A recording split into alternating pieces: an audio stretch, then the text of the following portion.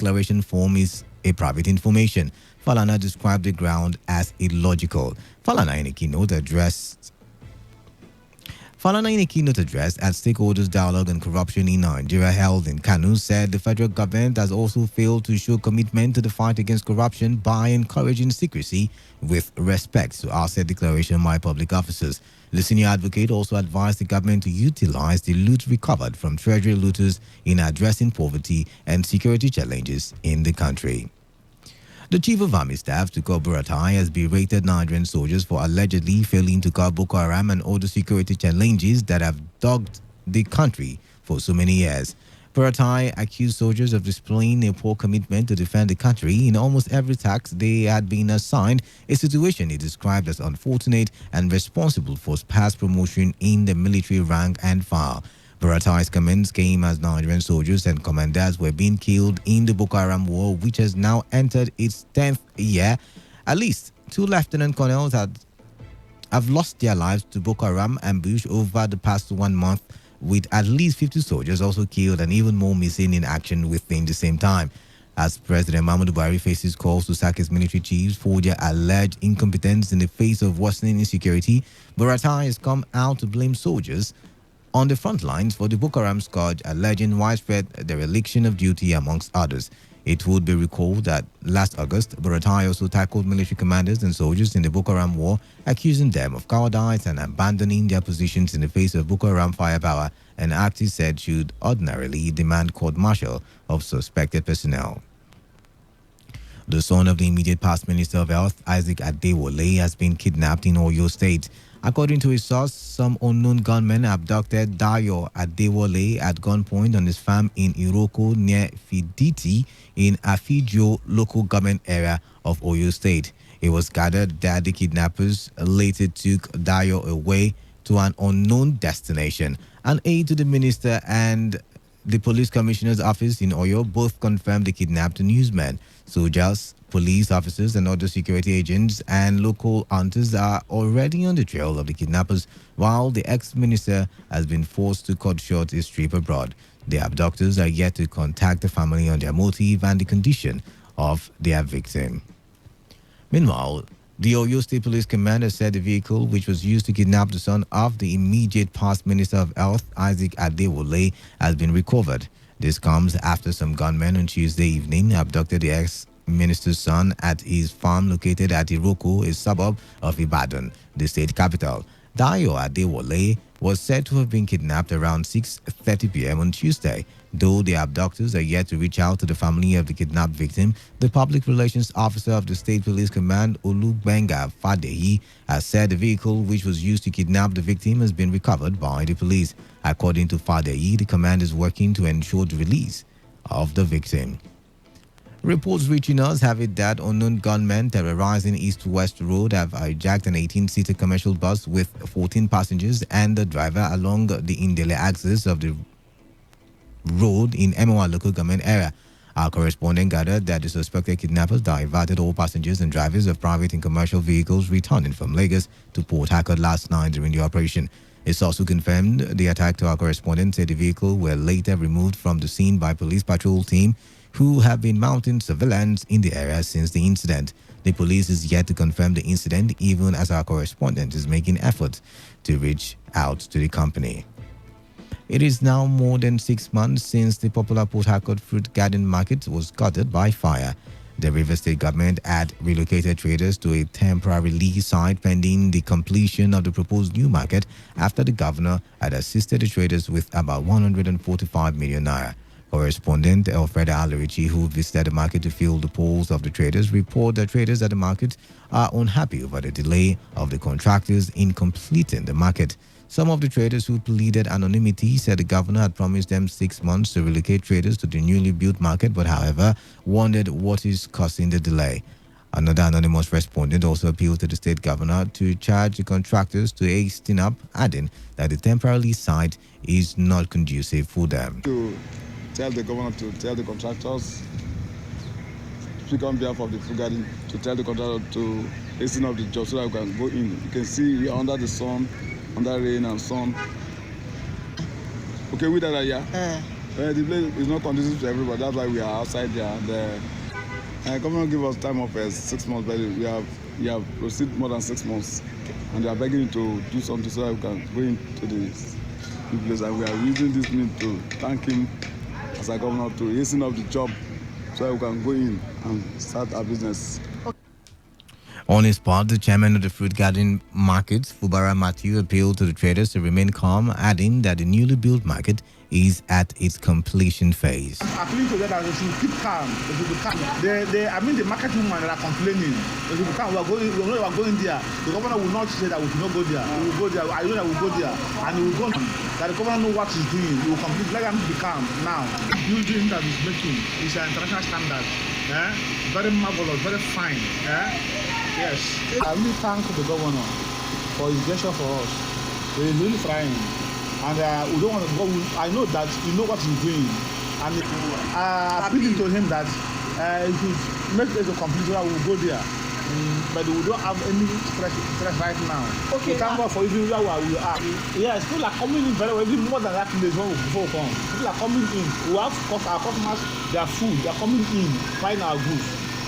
It would be recalled that the Port Harcourt Fruit Garden Market was gutted by fire in September 28, with goods and properties worth millions of naira destroyed. The Jigawa State Independent Electoral Commission has fixed Saturday, June 29 for the conduct of local government election in the 27 councils of the state. The GCEC chairman, Muhammad Ahmad, who made the disclosure in an interview with newsmen in Dusai, the state capital, said that all the necessary arrangements had been put in place for the upcoming local council election. He further dispelled misgivings by some section of the public that the local government election might not hold, assuring every eligible voter in Jigawa State that the election will take place. Imo State Governor Emeka Yodioa has inaugurated the Interim Management Committee for the 27 local government areas of the state. According to a statement by the governor's chief press secretary, Chibuke Onyeku, the appointment takes immediate effect. It would be recalled that the ADOR Adelia suspended all elected chairmen and councillors in line with the recommendations of the House of Assembly. Meanwhile, also in Imo State, 3 lawmakers elected on the platform of the All Progressives Grand Alliance have defected to the People's Democratic Party, claiming that their defection would enable them serve their constituents better. Following the defections, Afghan now has just 1 seat in the Imo State House of Assembly. You're listening to the World News on Today 95.1 FM, Voice of the People. After the break, more news, foreign and sports stories. Stay tuned.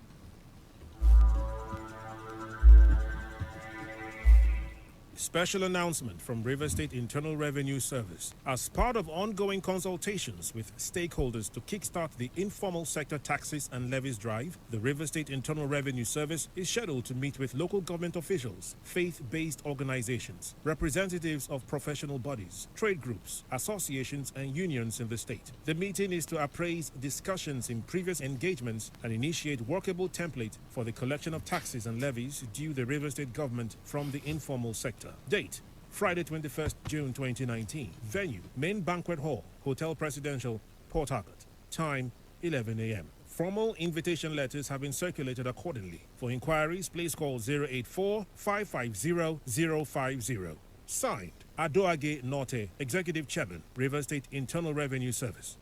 Every day, every hour, when the big stories break, depend on our 24-hour news team to bring you the latest. Today, 95.1 FM. 95.1 FM, Voice of the People. And we're back. You're still listening to the World News on Today 95.1 FM, Voice of the People. Welcome back, and now the rest of the news. The International Federation of Women Lawyers, FIDA, in River State has elected a new executive committee. After a keenly contested election, Pastor Ngozi Oduku Igo Sevbe emerged chairperson of the body, while Inena Igbokwe won the position of vice chairperson.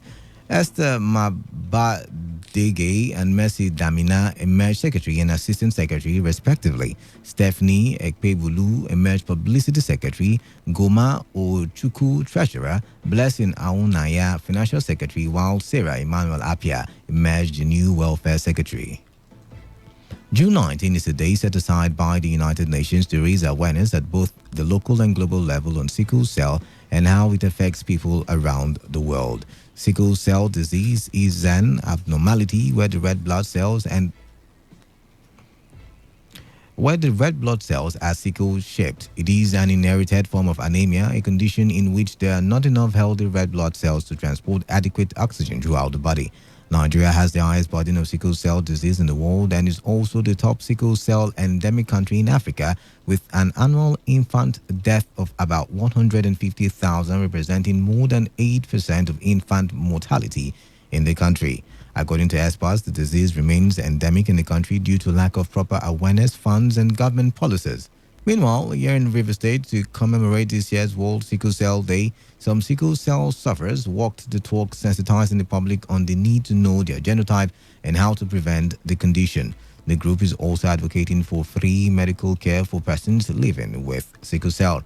Speaking to our correspondent, Alfred Alarichi, the Director of Society for a Healthy Lifestyle, who is also a sickle cell patient, Ugochukwu Ayarakwe, while sharing his experiences, advised bachelors and spinsters to check their genotype before marriage. He further advocated for government policy on sickle cell. I'm 54 years old, born with sickle cell anemia. And I can tell you, if we were 100 the day I was born, it's not up to 5 that are living right now. You know what that means. As I stand before you, I've had 2 bone surgeries, 2 eye surgeries. I have had so many countless pains, at different times, mostly in the wee hours of the morning. Now, that's not what any parent is ready to go through. And it's not a thing of gambling. So my advice to them is to take a second look at the relationship. On her part, a consultant of pathology at the River State University Teaching Hospital, Anna Omunakwe, said most couples married ignorantly or due to wrong results from substandard laboratories. She, however, disclosed that implantation diagnosis could prevent unborn babies from sickle cell. The leadership of National Youth Council of Nigeria and River State have described as timely the planned security summit by Today.fm. The spokesman of NYCN in the state, Mojut Adokie, in an interview with our correspondent, said the summit will not only provide direction but will also help to salvage the negative effects of insecurity in the state. Adokie, while expressing concern over the level of insecurity in River State, encouraged Today.fm organization not to end the summit at the table of discussion, but go ahead, take great opportunities for youth participation and engagement. The security situation in River State and indeed in Niger Delta is not encouraging. As youth leaders, we are looking for partners who will be at the forefront to campaign for peace with us. And what Today FM is doing in initiating this security summit, I think it's an idea that has come at the right time, given the level of insecurity we are facing in River State and its environs. Today FM, I think, have initiated this program to salvage the situation so that our young ones will not lose their life meaninglessly. So I want to encourage and appreciate the management of Today FM for this initiative and to make sure that this initiative does not just end at the table of discussion. They should come up with opportunities for youth leaders to participate and make suggestions on how best we can provide solutions to the lingering security situation in River State and in Niger Delta. Sea pirates have attacked a cargo vessel, MV Esther, en route Cameroon, with some cargo, including the ship captain, abducted. Although information regarding the incident is still very scanty, reports have it that the vessel took off from the shoreline terminal in the Calabar Port Access last Monday. Confirming the development, an officer in the International Ship and Port Facility Security ISPS Code Unit at the Nigerian Maritime Administration and Safety Agency in Nimasa, Adebayo Olatoke, said that the agencies are awaiting reports from the facility security officer of the terminal, revealing that the vessel was attacked 2 hours after it left shoreline terminal outside the Nigerian waters. Olatoke stated that until such report is made available, there is little the agency can do as information regarding the incident was still scanty. Meanwhile, the chairman of the Port Facility Security Officers Forum, Ignatius Uche, has said the group was aware of the development, adding that the vessel is being monitored as they also await more information on the attack. The five-man disciplinary committee on anti-party activities set up by the National Working Committee of the All Progressive Congress has received a formal report of alleged anti-party activities against the immediate past governor of Zamfara State, Abdulaziz Yari, and the deputy national chairman of the party in the north, Lawal Shwaibu. The state APC publicity secretary, Mohamed Bakiyasua, led other officials of the party to the APC National Secretariat to submit the report, to which accused former Governor Abdulaziz Yari and Senator Shwaibu of breaching Article 21A 2014 of the APC Constitution as amended. The factional APC chairman in Zamfara State, Sojo Gaba, who signed the report, claimed that the two men were responsible for the electoral misfortunes the party suffered in the state in the recent general elections, and said the party leadership was determined to move against the affected party chieftains. United Nations extrajudicial executions investigator Agnes Kalamad is said to release a report on the killing of Saudi journalist Jamal Khashoggi today. Kalamad, who has led an international inquiry into Khashoggi's killing in the Saudi consulate in Istanbul last October, said after a visit to Turkey this year that the evidence pointed to a brutal crime planned and perpetrated by Saudi officials. Khashoggi's remains have not been found, but Kalamad has said that she and her team of forensic and legal experts had access to a part of chilling and gruesome audio materials of his death obtained by Turkish intelligence agency. A report is expected to include recommendations on criminal accountability of both states and individuals. Meanwhile, United Nations rights expert has concluded that Saudi Crown Prince Mohammed bin Salman should be investigated over the killing of dissident journalist Jamal Khashoggi, citing credible evidence. UN extrajudicial executions investigator Agnes Kalamad released a report on the killing of Saudi journalist Jamal Khashoggi today, in which she said that Khashoggi's killing constituted an extrajudicial killing for which the state of the Kingdom of Saudi Arabia is responsible. There has been no immediate reaction from Riyadh, which was sent the 100-page report in advance. Kalamad, who has led an international inquiry into Khashoggi's killing in the Saudi consulate in Istanbul last October, has said after a visit to Turkey this year that the evidence pointed to a brutal crime planned and perpetrated by Saudi officials. Khashoggi's remains have not been found, but Kalamad has said that she and her team of forensic and legal experts had access to a part of chilling and gruesome audio materials of his death obtained by the Turkish intelligence agency. As thousands of people across the Middle East pay their respects to Egypt's former president, Mohamed Morsi, the United Nations has called for a thorough and transparent investigation into the death of Morsi in court. The UN Human Rights Office said the investigation should be carried out by a judicial or other competent authority that is independent of the detaining authority and mandated to conduct prompt, impartial, and effective investigations into the circumstances and causes of his death, encompassing all aspects of his treatment during nearly 6 years of his incarceration. According to his sons, Morsi, who was overthrown on July 3, 2013, after barely in power for a year in a coup staged by current President Abdel Fattah al-Sisi and placed under house arrest before being moved to prison, was buried in a small family ceremony early on Tuesday, a day after he suffered a fatal heart attack in a Cairo court. Following the former president's death, concerns have been raised regarding the conditions of his detention, including access to adequate medical care, as well as sufficient access to his lawyers and family.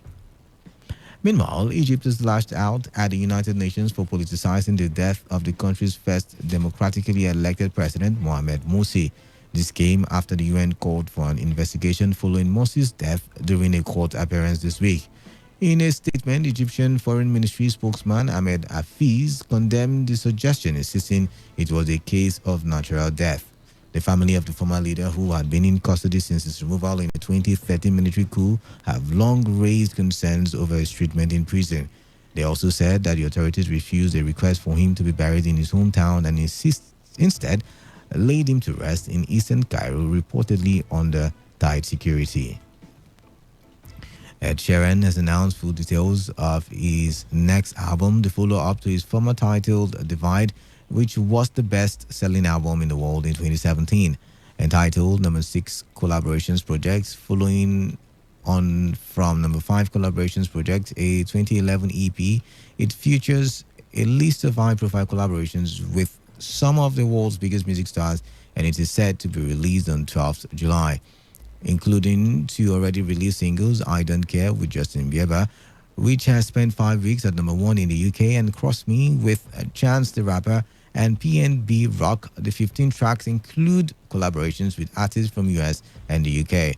US stars on the album include Cardi B, Bruno Mars, Camila Cabello, Travis Scott, Ha, Meek Mill, Skrillex, Khalid, Young Thug, Eminem, and 50 Cent, while the UK features are UK's most successful contemporary rappers Tom Z, Dave, and JS, alongside UK R&B singer LMI. Band ex-UEFA chief Michel Platini has been released from custody after hours of questioning in connection with a criminal investigation into the awarding of the 2022 World Cup to Qatar.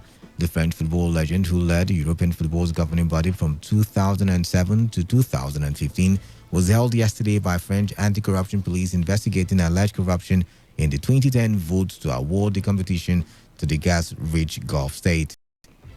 He, however, denies wrongdoing, and a statement from his representatives has said the facts of the case were unknown to him. Platini's lawyer, William Bodden, in the early hours of today said he had been released without charge. To end the news, here is the summary of the major stories. The Academic Staff Union of Polytechnics have lauded President Muhammadu Buhari for signing the Polytechnic Act Amendment Bill into law. A son of the immediate past Minister of Health, Isaac Adewale, has been kidnapped in Oyo State. Traders of the popular Port Harcourt Fruit Garden Market, gutted by fire, have expressed unhappiness over the delay in the completion of a new market 6 months after the incident. On the foreign scene, we told you that Egypt has lashed out at United Nations for politicizing the death of the country's first democratically elected president, Mohamed Morsi. That was the news as edited by Chinedu Uwuna. For comments and enquiries, please call 0815-341-8657 or 0814-434-3502 or send your emails to news@todayfmlive.com. You can also read our stories on www.todayfmlive.com. I am Kala Dakorubatubo. Thank you for listening. Good evening to you. We, the entire Executive Council and the entire members of the Calabar Unity Project Initiative for Good Governance, COPIG, in conjunction with our amiable soul patron, Engineer Victor Obuzo, JP, heartily congratulate our distinguished senator representing Rivers West Senatorial District, Betty Apiafi, and our dynamic honorable members of National and State Assemblies in Calabar Kingdom, Honorable Boma Goodhead, Honorable Dr. Farad Dagogo, Honorable Anthony Soberekon, Honorable Enemi Alabo George, Honorable Major Jack, and Honorable Lolo Opuende for their well-deserved victory, successful inauguration, and subsequent assumption of office. We, COPIG, also congratulate Honorable Emeka Woke JB on his reappointment as the Chief of Staff of Rivers State Government House. Sir, your reappointment is well-deserved because of your hard-working nature, dedication, commitment, and the love you have for the new vision of Chief Barrister Yesomike CON, GSSRS BS Africa-led administration. We are happy and grateful to God Almighty for your successful swearing in. We also use the medium to thank His Excellency Chief Barrister Yesom Wike for having confidence on our dynamic senator and members of the National and State House of Assembly, and for finding the Chief of Staff worthy of reappointment to serve in his cabinet. Once again, we say congratulations to our leaders. May God continue to grant you good health, strength, and wisdom to effectively discharge your duties well in line with His Excellency's new digital vision and policies. This is signed by the President General of the Calabar Unity Project Initiative for Good Governance, COPIG, Honorable Jerry Oswald, and the Public Relations Officer, Mr. Impaka Idoniboye. The Lost Choosing Charismatic Revival People. Now then they invite you now for a 2-day power-packed crusade. God has power to do this, and He has power to do that too. Yes, God has power to do this and that. Now Him be the team of the crusade. His servant of the Most High God, Pastor Lazarus Mboka, the General Overseer of the Lost Choosing Charismatic Revival Movement worldwide. Now He go pray where this thing go happen now. The date now Saturday 22. So Sunday, 23 June 2019. The venue where I go shele na Yakubu Gowon Stadium. Yakubu Gowon Stadium, the one where me and you been know before as Liberation Stadium. Elekahia, Port Harcourt, River State of Nigeria. Now there he go the Porto, my brother. The time now 8 o'clock in the morning, every day. In power go the rain forever and ever. Jesus na Lord. Radio has never been this good. Today, 95.1 FM, Port Harcourt.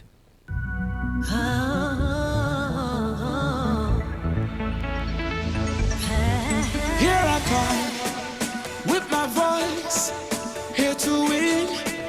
It's my choice. You can dream if you believe. Give it all you've got. Good evening, football lovers, and welcome to yet another exciting edition of Soccer Nation, the best 15 minutes of football you can get anywhere on radio. My name is Victor Oriahi, and of course, in the next quarter of an hour, I will be flying you through major stories making the rounds, making the headlines in the ever-exciting world of football. But of course, I'm not alone today. I have with me the one that we call Reliable Reliance. Reliance, thank you for being with us. Thank you very much, Victor. It's great to be here.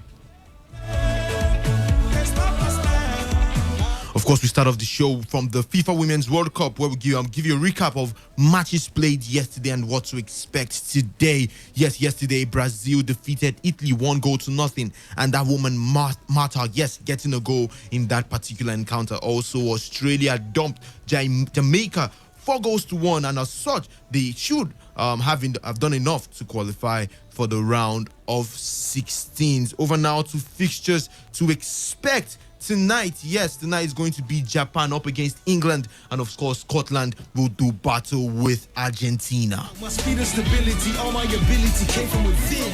As long as I see my potential, there's no limit to what I'll achieve. Yo, give it up for the man. Real quick, we move over to the African Cup of Nations. Yes, where the Super Eagles, the Arsenal star, is anticipating a tough challenge as he gears up for his debut appearance in the continental competition in Egypt. Talking about Alex Iwobi. Yes, Nigerian forward Alex Iwobi said that the 2019 AFCON will be a serious battle as 24 countries compete for the ultimate crown. The West Africans are set to return to the continental stage since 2013, and they have been placed in Group B against debutants Burundi and Madagascar, as well as Guinea. Yes, speaking ahead of the match that is set to hold on Saturday, Iwobi told the NFF media, says everyone is saying on papers that we should go through and qualify, but we know it's not going to be easy. Every team is there to try and do their best to try and win. It is going to be almost like a war. It's going to be a serious battle and fight.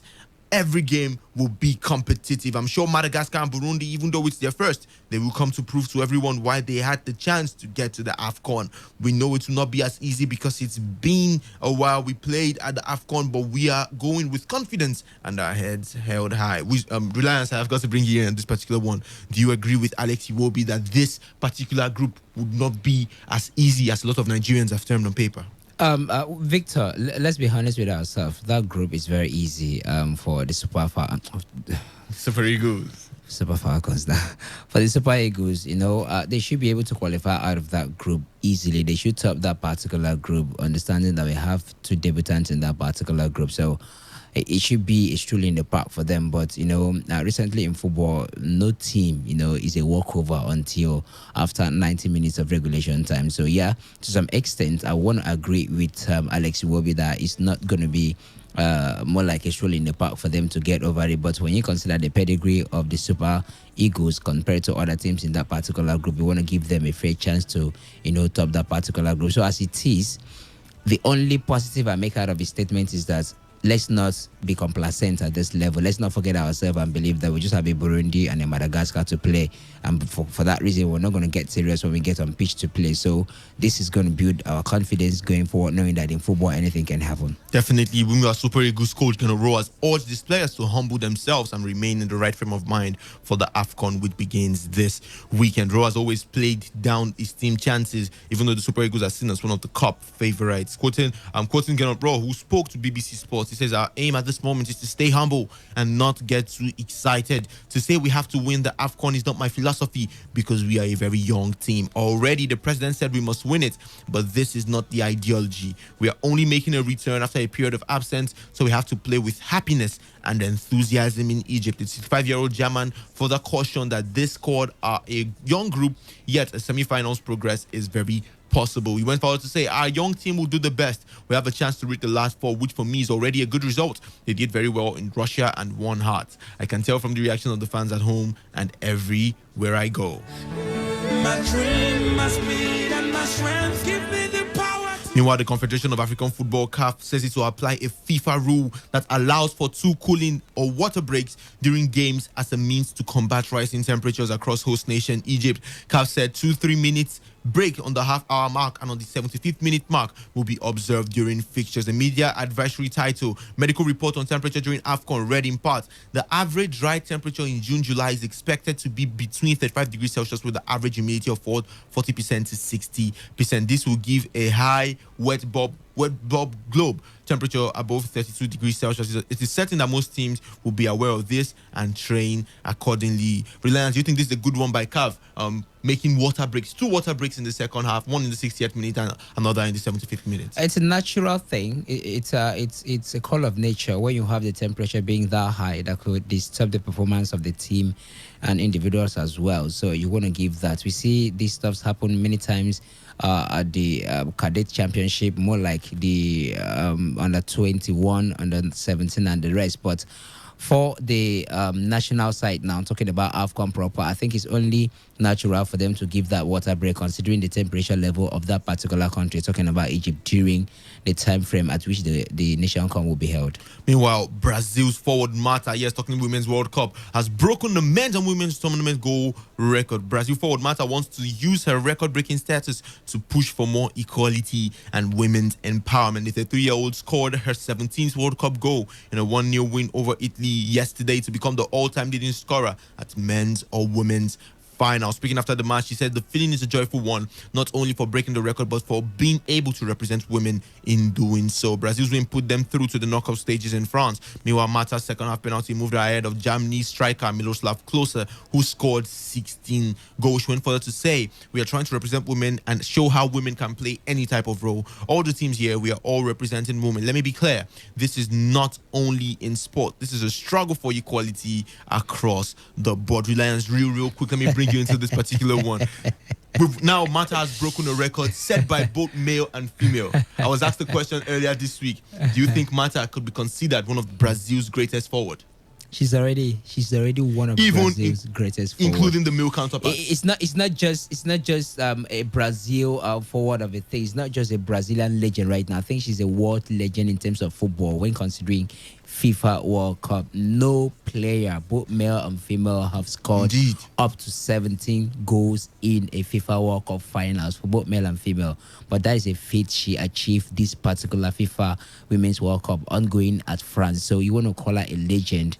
Whatever films you want to make out of it, she deserves it. And I think they are still in the competition. Definitely. So there's still opportunities. We expect her to get more goals. Yeah, they're true to the group stages. Yeah, so even Cristiano Ronaldo couldn't. I think Cristiano Ronaldo only managed about 12 goals or thereabouts. True. She's a legend for the world, trust me. She can even score more because they're still in contention in the competition. Score more. I can bet you that.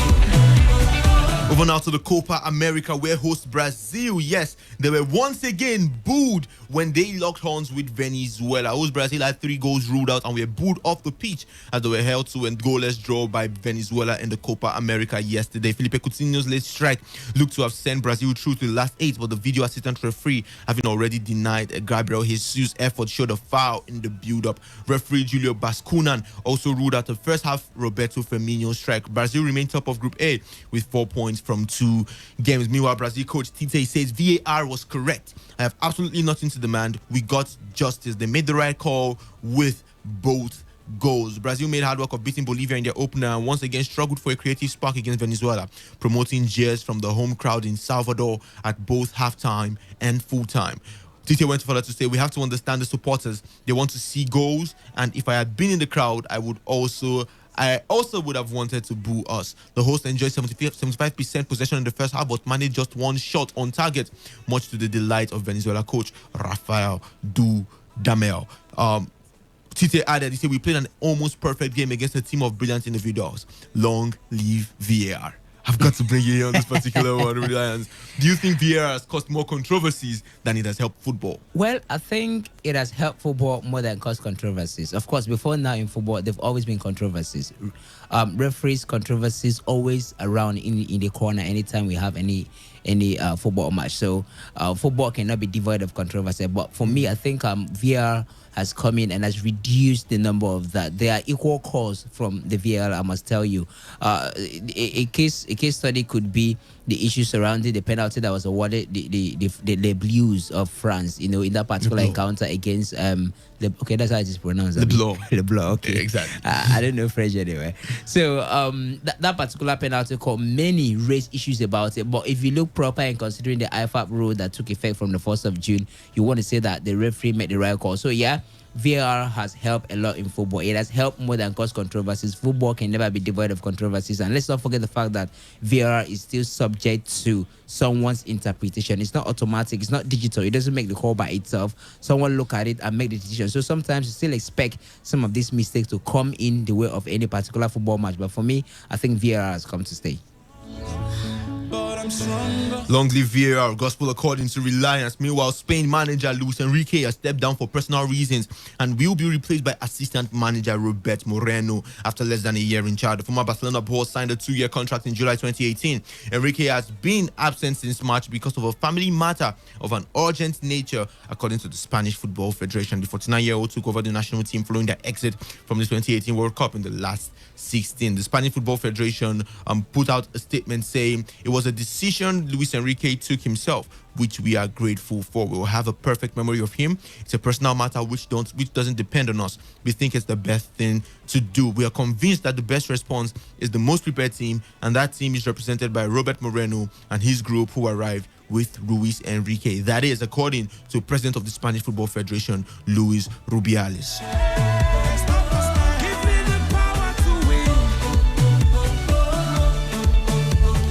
Meanwhile, Paris Saint-Germain forward Neymar, his 3-match European ban has been upheld after UEFA rejected an appeal by his club PSG. The PSG forward, who's 27 years old, was charged with insulting match officials after their Champions League exit at home to Manchester United. Yes, Neymar described as a disgrace the award of a decisive 94th minute United penalty in their last 16-second leg match. He also wrote in an Instagram post that the penalty doesn't exist. Yes, Reliance, do you think this is a good one by UEFA upholding the ban that Neymar already has? Not to forget, this guy is currently injured and out of the Copa America. Do you think this is good for Neymar? Well, I think if he wants to do anything, talking about Neymar now, there's still CAS, so he can go to CAS if he wants to appeal further, since UEFA has decided to uphold that particular ban. But for Neymar as a person, I think recent years, in fact, since he left Barcelona, there have been so many controversies, and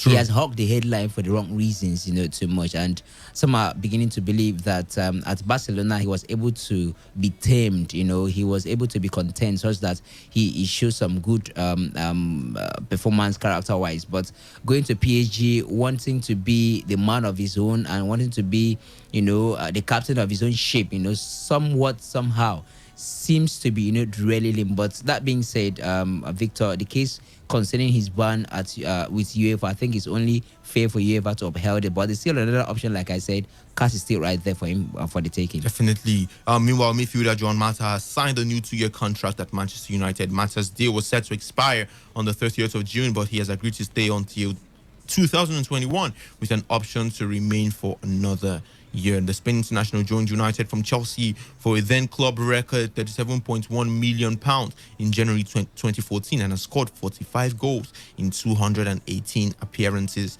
for the Red Devils. Mata said, I've been at Manchester United for 5 years and I'm proud to call Old Trafford my home. Mata, who scored in the 2016 FA Cup final win against Crystal Palace and has also won the Europa League and EFL Cup with the club, said manager Ole Gunnar Solskjaer had a truly exciting vision for the club. He says, I'm so happy that I'll be part of that, he added. Solskjaer said, Juan is the ultimate professional and one of the most intelligent players I have worked with, as well as everything he brings on the pitch. We have some fantastic young players here, and I know that Juan's vast experience will help them to reach their potential over the coming seasons.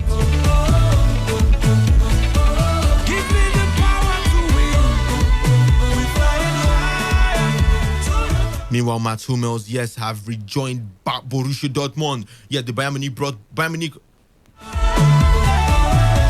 Yes, but Mats Hummels has rejoined Borussia Dortmund. Bayern Munich brought back the centre-back for the 2016-2017 season, but his latest stint is over. Earlier this morning, Kicker reported that Hummels would rejoin Dortmund for 38 million euros, which included bonuses, as TZ has also confirmed the news. TZ indicated that bonuses will be tied to the number of appearances and certain performance metrics. Both reports state Hummels will sign a 3-year contract. Specifically, TZ's report stated the following. According to information, all three parties, namely FC Bayern, Borussia Dortmund and Mats Hummels, have reached a fundamental agreement.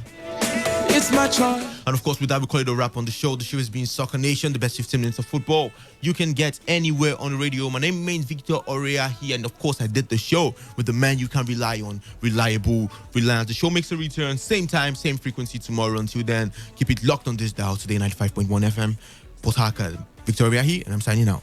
My dream, my speed, and my strength give me the power to win. We flying higher to the top. Can't stop me now. Give me the power to win. Stronger, yeah. Can't stop us now. I believe in my dreams. That's my way. I never surrender.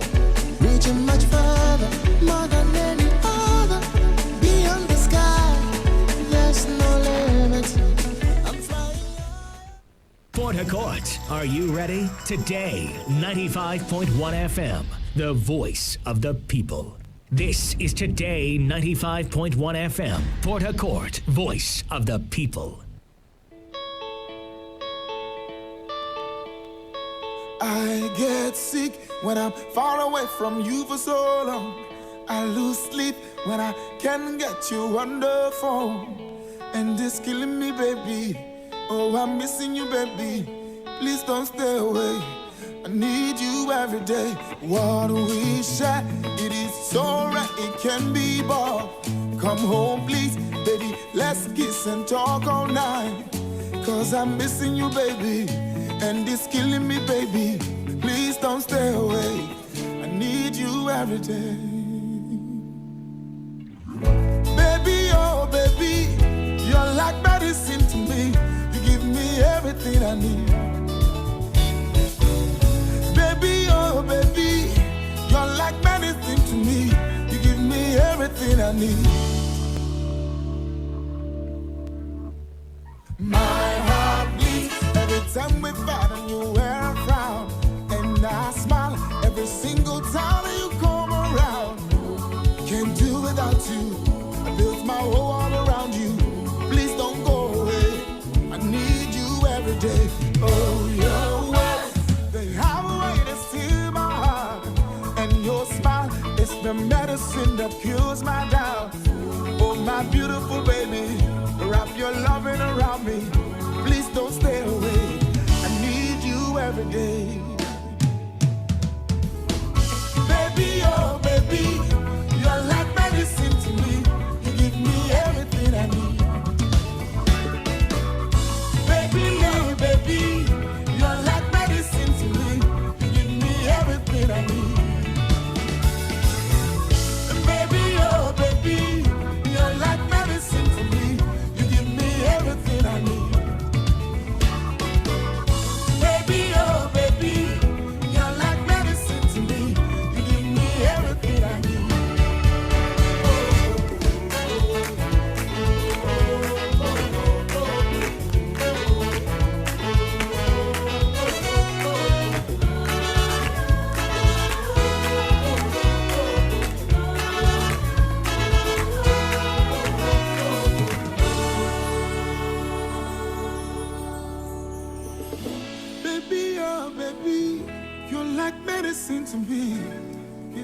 everything I need. Sweetie, my baby, medicine for me. Give me everything I need. Yeah. Baby, oh baby, you're like medicine, medicine, medicine to me. Give me everything I need. Baby, I can't do without you. You give me everything I want, everything I need. Baby, yeah. You're like medicine to me. You give me everything I need. Baby, oh baby, you're like medicine to me. You give me everything I need. Everything I need. Baby, oh baby, you're like medicine. You're like medicine, medicine, medicine to me. Everything I need. Baby, baby, you're like medicine to me. Give me everything I need. Everything I need.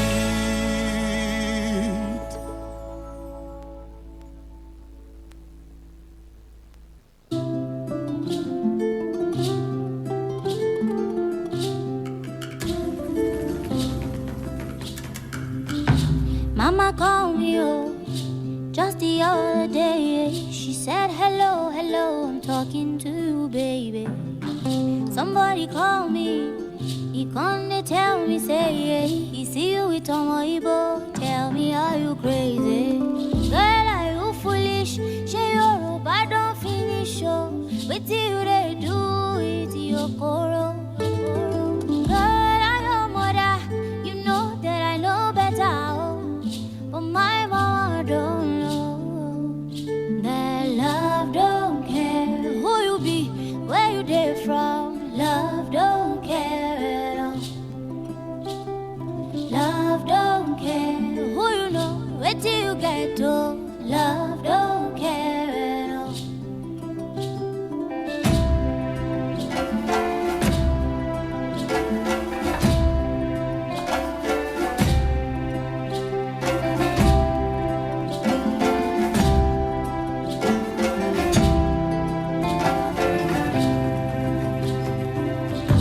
Papa called me, oh, just yesterday, yeah. He said, hello, hello, how you doing, baby?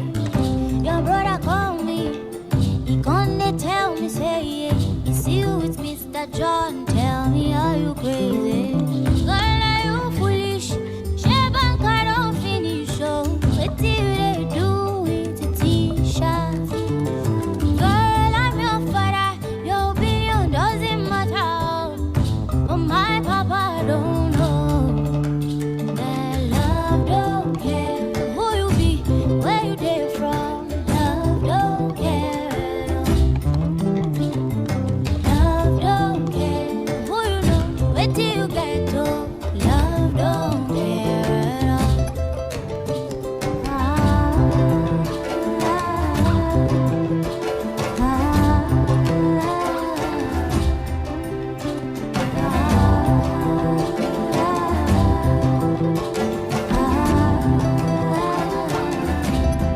If I love you, if I love you, no be waiting you be, baby. No more me woo, no more love, oh. Make I see your love,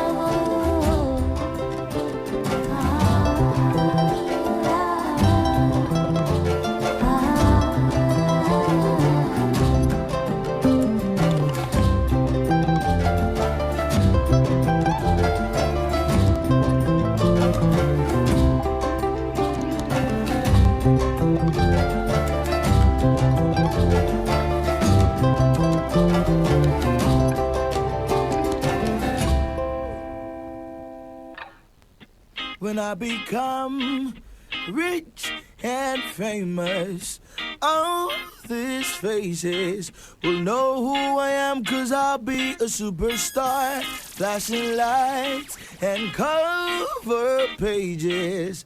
All these faces will know who I am, 'cause I'll be a superstar. Did you see me in the magazines? Tell me, what did you think of me? I'm a celebrity. Don't you know, yeah, I break all the rules, but I figure that's what stars are supposed to do, just cause we're super cool. Don't you know, whatever time of day, be sure to find me in my designer shades. That's how I operate. Don't you know, if I had to do this all again, I wouldn't change anything. The ladies love me and the fans adore me. My super story is one with lots of money. When I become rich and famous, oh, this faces will know who I am, 'cause I'll be a superstar. Flashing lights and cover pages. Oh, this faces will know who I am, 'cause I'll be a superstar. No more lining up outside the club, straight to the door, of course they remember me. I live in VIP. Don't you know, we got it fancy clothes. Paparazzi stalking me, 'cause the whole world knows this dude's about to blow. Don't you know, ain't got no need for game. Just say my name and all of the girls agree. They want a piece of me. Don't you know, if I had to do this all again, I wouldn't change anything. Ladies love me and the fans adore me. My super story is one with lots of money. When I become rich and famous, oh, these faces will know who I am, 'cause I'll be a superstar. Flashing lights and cover pages. Oh, these faces will know who I am, 'cause I'll be a superstar. Mama, when your boy am I go buy you Range Rover. La la la la la la. I'll be a superstar. Mama, when your boy am I go buy you Range Rover. La la la la la la. I'll be a superstar. If I had to do this all again, I wouldn't change anything. The ladies love me and the fans adore me. My super story is one with lots of money. When I become rich and famous, all these faces will know who I am, 'cause I'll be a super. 95.1 FM, Port Harcourt, voice of the people.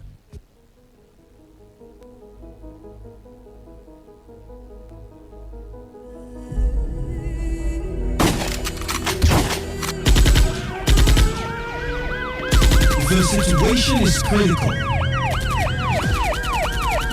The issues are diverse. You see, courtesan in quote is the surname of all other criminality. But this year, courtesan has a new child known as banditry. I'm sure you are aware that the 6th Division of Nigeria is court-martialing some of its officers for being involved in kidnapping. There is a consciousness that is going on that if you are into this thing, you become a supreme being. The whole criminality we are seeing, especially as they occur in Rivers State, they revolve around country. So what if you are volunteering information to an accomplice?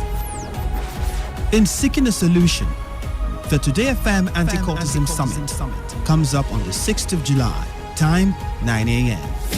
Keynote speakers are Amalpu Senibo Bobo Sophie Brown, Professor Chief Andrew Efemini, Retired Colonel Owunda, Professor Austin Sadu, and Ken Henshaw of We the People.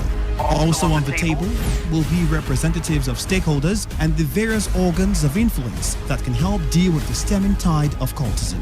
Keep the date, 6th of July 2019, 9 a.m. Let's fight cultism together.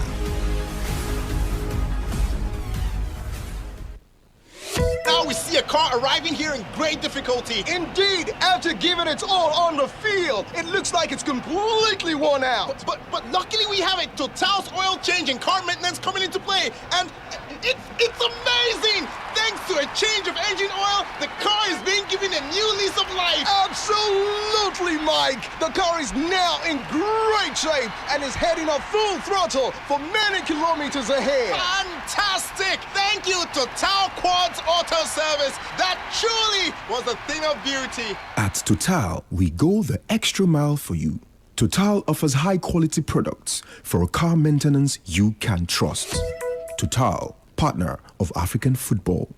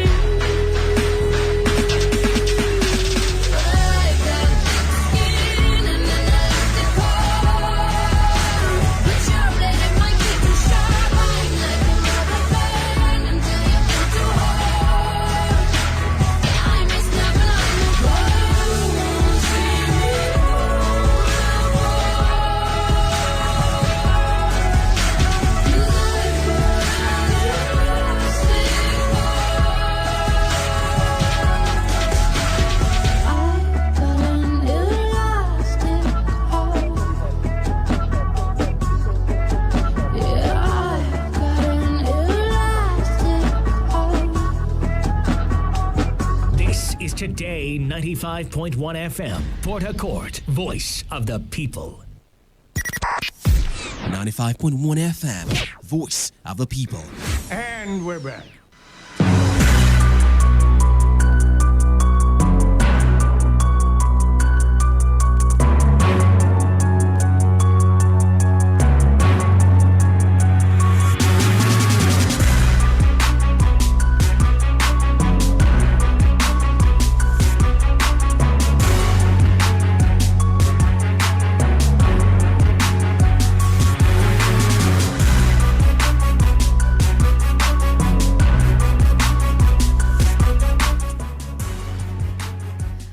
Beautiful evening to you. I am Buchi Rafua, and of course you know what the program is. Whenever you hear my voice, it is time for Area Talk here on Today 95.1 FM, the voice of the people. It's been well, it didn't rain in some parts. It drizzled a bit today, I think towards the evening hours, early hours in this part of the states, in this part of Port Harcourt. It was a bit sunny, and much later in the evening it drizzled, but right now you can't tell what exactly is happening, so I'll need you to call in and tell me what it is like, if it's raining there, if it's sunny, if you're in traffic, if anything is going on. Please call in and talk to me about it. Much earlier in the day, I was actually going through some videos, and I came across one video by Kishore Mahbooban. He is a Singaporean academic and former diplomat. He's currently a senior advisor and professor who has been on a 9-month sabbatical at the Lee Kuan Yew School of the Public Policy of the National University of Singapore. I'm sure you're wondering why I'm giving you details of this particular person. Meanwhile, we're doing area talk. But then I came across a video he made, and it actually left something in me. And it left me wondering what exactly. Singapore used to be a third world country, and right now it is the second. It is the first world. It's part of the first world countries we have in the world. And then he said one or two things about how they got there, and that particularly caught my attention. He gave, according to him, a secret formula, the pillars behind Singapore's growth. As at 2017, I saw something. I went through the web as at 2017. I can't recall who exactly, but according to one. I needed to quote them directly, but as soon as I get that, I'll push it across to you. They placed Singapore as the second richest country in the world. And he said something about how they got to that point. He said they built on 3 secret formulas, and he said it was MPH. And according to him, the MPH, the first M stands for meritocracy, where there's whatever the basis is, you're not being employed or you're not involved in a political position or in government because of who you know. It's not because you're related to somebody. You are being placed in that position because of you are the best person qualified for that job. That's what he said. It's based on merit. If you're good at it, you will get the job. And then the second thing he said was pragmatism. And then he said the best way pragmatism has been described so far is by one Chinese leader, Mr. Deng Xiaoping. And he said it doesn't matter if a cat is black or white, as long as it catches rats, it is a good cat. So whatever ideology you want to bring in, as long as we're not restricting it to one ideology, you want to use capitalism, whatever it is you want to use, bring them together. As long as we achieve that aim we've placed or we set, it's cool. So that's the second one, pragmatism. And then the last but not the least, which he said is the best so far, and that's like the basis at which everything grew, is what he said. He said that was honesty. And I'll just love you to take this minute to listen to what he had to say about that and what actually happened that made the rest of them sit up.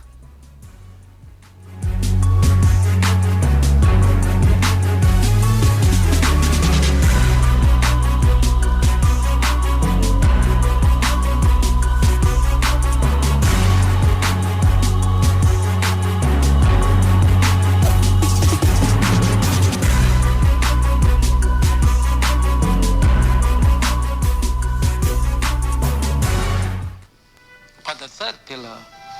The H is, of course, the hardest to achieve because H stands for honesty. And indeed, what has brought most third world countries down and what has led to their failures in development has been corruption. And so Mr. Lee Kuan Yew, after he became Prime Minister, made it a point to punish not the junior people, but the very senior people. So when a deputy minister went on holiday with his friend, the businessman, when he came back, he was arrested. And so he said, why am I being arrested? He says, you went on a holiday with the businessman, he paid all your expenses, that's corruption. You go to jail. So when a deputy minister is sent to jail, then everybody says, oops, I got to be careful, I can also go to jail. So that honesty factor is one critical reason why Singapore has been exceptionally successful. So it's a combination of meritocracy. He was arrested. And it was like, why? Why am I arrested? I didn't spend my money or the government's money or the country's money. My business friend took me on that holiday. And they said, yeah, that's corruption. So you're arrested. He hasn't even done anything yet. But I don't know from what perspective they were seeing it from. But then if you look at it, well, you're a deputy minister and your business friend is taking you on a trip. So probably some things would come up, and then whether your business friend merits it or not, I'm sure you'd want him to get a particular position or get a contract or something, because he took you on a trip, and then they termed that as corruption and he was arrested. Well, that's just something I thought I should share with you, and I hope it leaves something with you.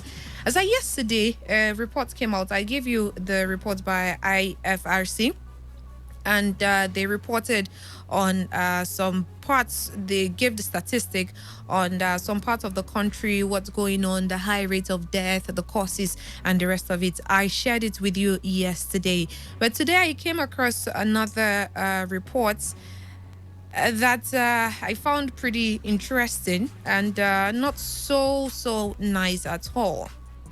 So it was reported